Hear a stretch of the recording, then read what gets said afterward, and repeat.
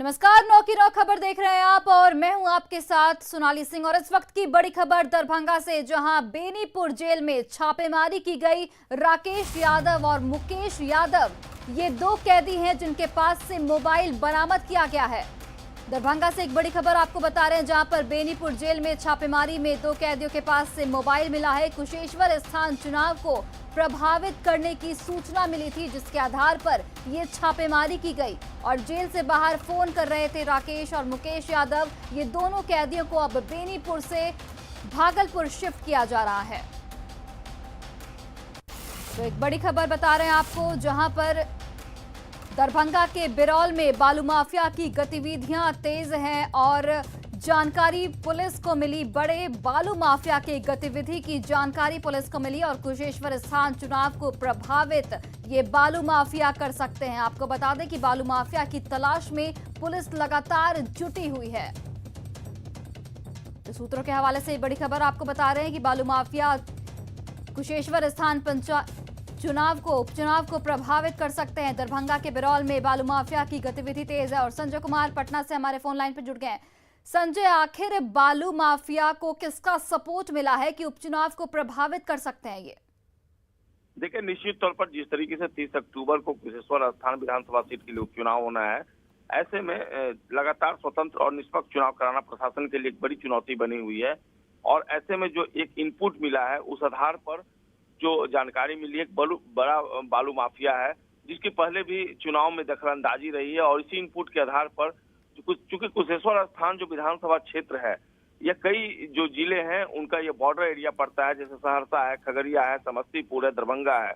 तो काफी सेंसिटिव ये जगह है। और इसी जो इनपुट मिला था उसके अनुसार ये जानकारी मिली थी कि जो बालू माफिया है वो पिछले कई दिनों से लगातार जो चुनाव है उसको प्रभावित करने के लिए अपनी तरफ से भरसक कोशिश कर रहा है। और इसी आधार पर एसडीपीओ के नेतृत्व में पुलिस टीम पहुंची थी और वहां पर फिलहाल कह सकते हैं कि बॉर्डर को सील कर दिया गया है। जो गतिविधि मिली है और उसकी तलाश की जा रही है, कुछ इनपुट मिला है उसके आधार पर। और लगातार पुलिस जो है वो चौकसी बरत रही है और देखना होगा जो इनपुट मिला है उसके आधार पर। फिलहाल पुलिस अधिकारी इस मामले में कुछ खुलकर बोलने को तैयार नहीं है। संजय, इस पूरे मामले में क्या किसी बालू माफिया का नाम भी सामने आया है अभी तक? जी बिल्कुल, देखिए जो सोर्सेज हैं वो बता रहे हैं कि सुभाष महतो करके कोई बालू माफिया है, उसके बारे में जानकारी मिली है। ऑफ द रिकॉर्ड इस बात की जानकारी मिली है। फिलहाल पुलिस पूरे मामले में छानबीन कर रही है और पूरे बॉर्डर को एक तरीके से कह दीजिए कि सील कर दिया गया है, क्योंकि दियारा का इलाका है। वहां पर बालू माफिया जो है उनकी लगातार गतिविधियां देखने को मिलती रही है, पिछला इतिहास भी रहा है। और जो फिलहाल जानकारी मिली है कि बेनीपुर जेल जो है वहां पर जो कुख्यात अपराधी जो बंद थे, राकेश यादव और मुकेश यादव, इनका भी पुराना इतिहास रहा है और सीसीए के तहत इन पर एक्शन लिया गया है दरभंगा पुलिस एडमिनिस्ट्रेशन द्वारा। और इनके पास से मोबाइल मिलना वाकई में कई सवाल खड़े करता है। हालांकि प्रशासन अपनी तरफ से भरसक कोशिश कर रहा है कि चुनाव स्वतंत्र और निष्पक्ष हो और यही कारण है कि इन दोनों कैदियों को अब भागलपुर जेल जो है वहां शिफ्ट किया जा रहा है। जी संजय, ऐसे में जेल प्रशासन का क्या पक्ष है? दो कैदियों के पास मोबाइल कहां से आया आखिरकार? देखिए, निश्चित तौर पर जेल के अंदर मोबाइल मिलना और खासकर ऐसी स्थिति में जबकि अभी कुशेश्वर स्थान में चुनाव होना है, तो सवाल खड़ा होना लाजमी है। और डिस्ट्रिक्ट एडमिनिस्ट्रेशन इस पूरे मामले में जेल प्रशासन से जानकारी हासिल कर रहा है कि किन परिस्थितियों में इन दोनों अपराधियों के पास, जो जेल में बंद है, उनके पास मोबाइल है। इसके पहले भी कई बार छापेमारी हुई है और इस तरह की आपत्तिजनक चीजें मिली है। लेकिन अभी चुनाव है और चुनाव के दौरान अगर मोबाइल मिलता है तो इसका मतलब साफ निकल सकता है कि चुनाव के समय मोबाइल और लगातार मोबाइल पर बात होना, किस तरह से गतिविधियों को अंजाम दिया जा रहा था, इसका खुलासा हुआ। बहरहाल अभी जांच का विषय और पुलिस छानबीन में लगी हुई है। जी संजय, ये क्या किसी खास पार्टी के लिए काम कर रहे हैं? ऐसी कुछ सूचना मिली है क्या? देखिए, निश्चित तौर पर सवाल खड़ा होना लाजमी है। जो बालू माफिया हैं उनका संपर्क पार्टी विशेष से रहा है पहले भी। और पूरे बिहार में पिछला विधानसभा चुनाव जिस तरीके से हुआ था, तो एक तबका जो है पार्टी विशेष को फायदा पहुंचाने के लिए काम करता रहा और इसी आधार पर यह कार्रवाई भी हुई है।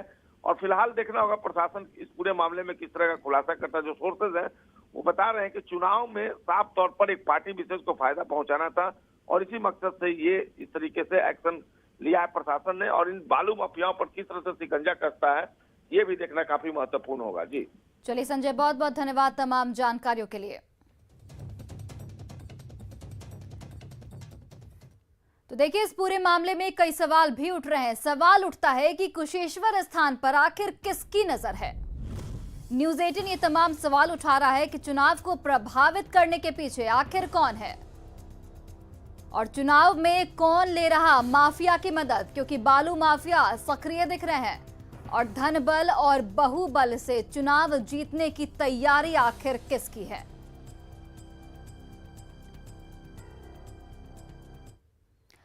बॉलीवुड एक्टर शाहरुख खान के बेटे आर्यन खान ड्रग्स केस में एक अहम और चौंकाने वाला खुलासा हुआ है। ड्रग्स केस के तार बिहार के मोतिहारी जेल से जुड़े हैं। तो देखिए, आर्यन खान ड्रग्स केस में एक बड़ा अपडेट सामने आया है। ड्रग्स केस के तार बिहार के मोतिहारी जेल से जुड़े हैं। एनसीबी की टीम मोतिहारी पहुंच गई है और जेल में बंद ड्रग तस्करों को रिमांड पर लेने की तैयारी की प्रक्रिया में जुट गई है। आपको बता दें कि मोतिहारी जेल में बंद ड्रग तस्कर मुंबई के पूर्वी मलाड के शिव शक्ति मंडल, अंबेडकर सागर निवासी मोहम्मद उस्मान शेख और मलाड पूर्वी के कुरार विलेज के सत्यवीर यादव, आनंदेश नगर अजबाड़ा के विजय वंशी प्रसाद से एनसीबी पूछताछ करने की दिशा में कार्रवाई कर रही है। एनसीबी की टीम 7 दिनों के लिए मुंबई ले जाएगी इन सभी लोगों को। इसके लिए कागजी प्रक्रिया भी पूरी कर ली गई है। वहीं एनसीबी की टीम और कांदीवली वेस्ट थाने की पुलिस मोतिहारी में कैंप कर रही है। और मोतिहारी से हमारे सहयोगी मुकेश फोन लाइन पर जुड़ गए। मुकेश, एक बड़ा अपडेट इस पूरे ड्रग्स केस में, क्या कुछ जानकारी इस वक्त? जी, बता दूं कि एनसीबी की टीम मोतिहारी पहुंच की ये जो तस्कर है जिन्होंने आर्यन खान को मादक पदार्थ पहुंचाया था, इनको रिमांड पर दिया गया।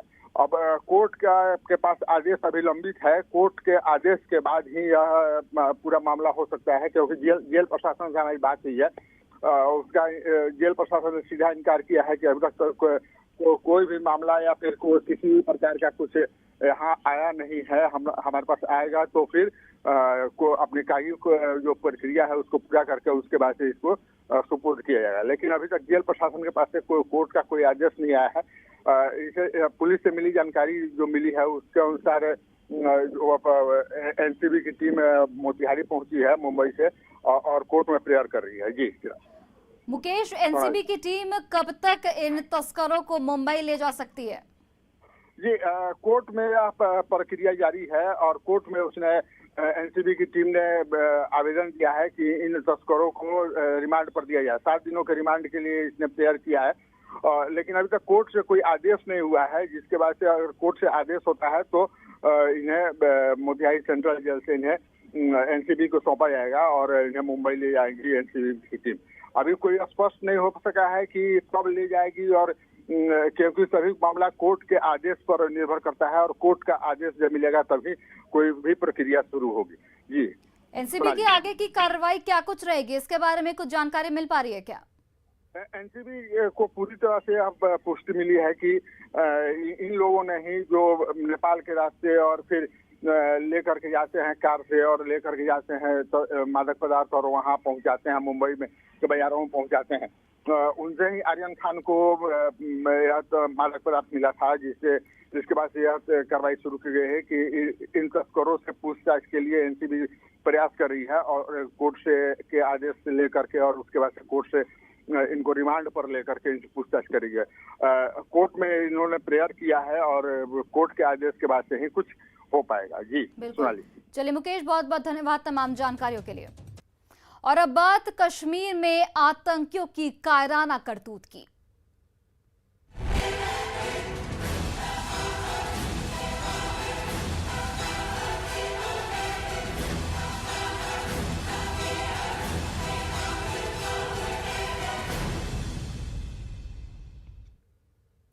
कश्मीर में बिहार निवासी लगातार आतंकियों के निशाने पर हैं। आतंकियों ने अनंतनाग में घर में घुसकर बिहार निवासी 3 लोगों को गोली मार दी, जिसमें 2 की मौत हो गई जबकि एक की हालत गंभीर है।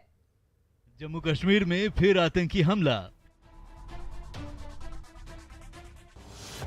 कश्मीर में आतंकियों की कायराना करतूत। 3 लोगों को मारी गोली।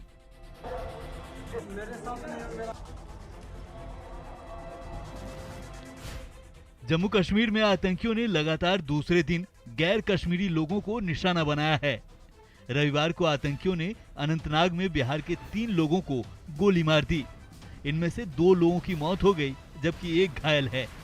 मारे गए 2 लोगों की पहचान बिहार के राजा ऋषिदेव और जोगिंदर ऋषिदेव के तौर पर हुई है, जबकि घायल चुनचुन ऋषिदेव को अनंतनाग के मेडिकल कॉलेज अस्पताल में भर्ती कराया गया है। भाई उधर कोई गोली मारा है, उधर से आया भागे हुए, हम रूम में था। तो उसको लेकर मैं आया जी। तो क्या कहाँ पे लगी उसको? उसको गोली अनफुम लगी है। कितने फायर आए उसको? 6। हाँ 6। आप कहाँ से हो? आप कहाँ रहते हो? मैं बिहार से। आप बिहार से हो? हाँ। तो उसके बाद क्या हुआ वहाँ पे? उसके बाद मैं नहीं जानता हूँ। तो कितने बंदे थे वहाँ पे? वहाँ पे 3 बंदे थे। इससे पहले शनिवार को आतंकियों ने बिहार के अरविंद कुमार साह और उत्तर प्रदेश के कारपेंटर की गोली मारकर हत्या कर दी थी। आतंकियों ने श्रीनगर के ईदगाह इलाके में बिहार के बांका के रहने वाले अरविंद कुमार साह को गोली मार दी थी। गंभीर स्थिति में अरविंद को श्रीनगर के SMHS अस्पताल ले जाया गया, जहां डॉक्टरों ने उसे मृत घोषित कर दिया था। अभी अरविंद की चिता भी नहीं जली थी कि पाकिस्तान समर्थित आतंकवादियों ने बिहार के 2 बेटों की जान ले ली, जबकि एक अभी भी अस्पताल में जिंदगी की जंग लड़ रहा है। सिर्फ इस महीने की बात करें तो आतंकियों की गोली के 11 गैर कश्मीरी निशाना बने, जिसमें बिहार के 4 लोग हैं। Bureau report, news 18।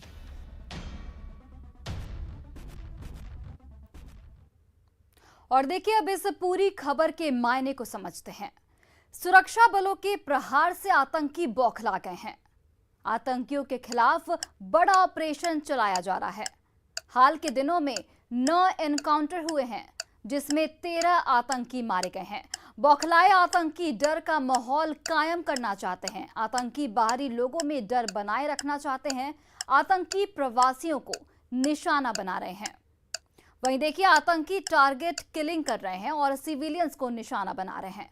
Jammu Kashmir के कुलगाम में बिहारी मजदूरों को टारगेट बनाते हुए आतंकवादी हमला किया गया। हमले में अररिया जिले के 2 मजदूरों की मौत हो गई, जबकि हमले में 1 मजदूर घायल हो गया। मृतक मजदूर राजा ऋषिदेव बौंसी का रहने वाला है और जोगिंदर ऋषिदेव अररिया ब्लॉक के बनगामा का निवासी था, जबकि फायरिंग की घटना में रानीगंज के मिर्जापुर का रहने वाला चुनचुन ऋषिदेव घायल है। हमले की सूचना मिलने के बाद तीनों के परिजनों का रो रो कर बुरा हाल है। बता दें कि 13 दिन में 4 बिहार निवासी की कश्मीर में आतंकियों ने हत्या कर दी। कल अनंतनाग में आतंकियों ने बिहार के राजा ऋषिदेव और जोगिंदर की हत्या कर दी। वहीं 16 अक्टूबर को आतंकियों ने बांका के पड़घड़ी के अरविंद कुमार साह की हत्या कर दी। 5 अक्टूबर को भागलपुर के रहने वाले वीरेंद्र पासवान की आतंकियों ने हत्या की। ये 3 तस्वीरें आपके टीवी स्क्रीन पर डेट बाय डेट हमने बताया है कि किस तरीके से आतंकियों ने बिहार निवासी की हत्या की। 12 दिन में कुल 4 बिहार निवासियों की हत्या की गई आतंकियों के द्वारा। जम्मू कश्मीर के उपराज्यपाल मनोज सिन्हा ने आतंकियों की कायराना कार्रवाई की कड़ी निंदा की है। उन्होंने ट्वीट किया है कि मैं कुलगाम में नागरिकों पर हुए घृणित आतंकी हमले की कड़ी निंदा करता हूं। शोक संतप्त परिवार के प्रति मेरी हार्दिक संवेदनाएं हैं। मैं घायलों के शीघ्र स्वस्थ होने की प्रार्थना करता हूं। हमारा सुरक्षा बल आतंकवादियों को मुंहतोड़ जवाब देगा। इस दुख की घड़ी में जम्मू कश्मीर सरकार पीड़ित परिवारों के साथ खड़ी है। वहीं कश्मीर में लगातार बिहार के रहने वाले लोगों की हो रही हत्या को लेकर बिहार के लोगों में खासा आक्रोश है। लोगों का साफ तौर पर कहना है कि आतंक का अंत तुरंत होना चाहिए। लोगों से बात की न्यूज़ 18 से हमारे संवाददाता अमित कुमार ने। कश्मीर में लगातार हो रहे बिहार के मूल निवासियों की हत्या को लेकर के बिहार के लोगों में खासा आक्रोश है। हमारे साथ मौजूद हैं पटना के तमाम बुद्धिजीवी लोग हैं, बात करते हैं इनसे। अब तो इससे ये है कि कौन सा व्यक्ति कहाँ कमाने जाएगा। वो अपना दो जून का रोटी कमाने के लिए गया है और उस पर आतंकी हमला हो रहा है। उसका परिवार यहाँ पर बेचारा किस अवस्था में है। अगर यहाँ पर कुछ घटना हो रहा है उसका जो मुआवजा है सो, और वहाँ का मुआवजा मैक्सिमम अभी तक हम लोग मुख्यमंत्री के मुंह से सुने हैं कि 2 लाख रुपया दिया जा रहा है। इसका तो अंत अविलंब होना चाहिए, हर हाल में होना चाहिए। चाहे जितनी भी कड़ी कार्रवाई करनी पड़े सरकार को करनी चाहिए। इसमें जरा सा भी कोताही अब बर्दाश्त के लायक नहीं। ये सब वहाँ पे डिस्टरबेंस पैदा किया जा रहा है, खासकर हर जगह बिहारियों को टारगेट किया जाता है। ये तो बर्दाश्त नहीं होना चाहिए किसी को। दुर्भाग्यपूर्ण बात है कि हमारे बिहार के जितने भी गरीब लोग हैं वो बाहर कमाने जाते हैं, उनके ऊपर ये हमला हो रहा है। इसके लिए भारत सरकार को भी और बिहार सरकार को भी देन एंड देयर एक्शन लेना चाहिए। कि जिस तरह से कश्मीर में बिहार के रहने वाले मजदूर या दूसरे तबके के लोगों को टारगेट करके उनकी हत्या की जा रही है, इसकी कड़ी निंदा करते हैं। साथ ही तत्काल आतंक की अंत का मांग कर रहे हैं। बहरहाल देखना होगा कि इन लोगों की मांग की, इन लोगों की इस अपील की बात जो है वो केंद्र सरकार क्या रुख अख्तियार करती है, बिहार सरकार क्या विचार करती है। कैमरा पर्सन सुबोध के साथ अमित कुमार, न्यूज 18 पटना। 16 अक्टूबर को आतंकियों ने श्रीनगर में बांका के अरविंद शाह की हत्या की थी, जिनका शव रविवार को पटना लाया गया। पटना एयरपोर्ट पर श्रम संसाधन मंत्री ने अरविंद शाह को श्रद्धांजलि दी, जिसके बाद शव को बांका के पड़घड़ी लाया गया। आज उनका अंतिम संस्कार उनके पैतृक गांव में किया जाएगा। कल 5:55 में चला है। एक ही रूम में रहते तो अलग अलग जाते थे मोहल्ले में बेचने के लिए, काम करने के लिए। गोलगप्पे का काम करते थे। कैसे हुआ, बुलाया मारुति के पास में, गोली ठोक दिया, बस यही हुआ। और कुछ आधार कार्ड मांगा, खाली यही मांगा और ठोक दिया। नहीं, अभी नहीं जाएंगे।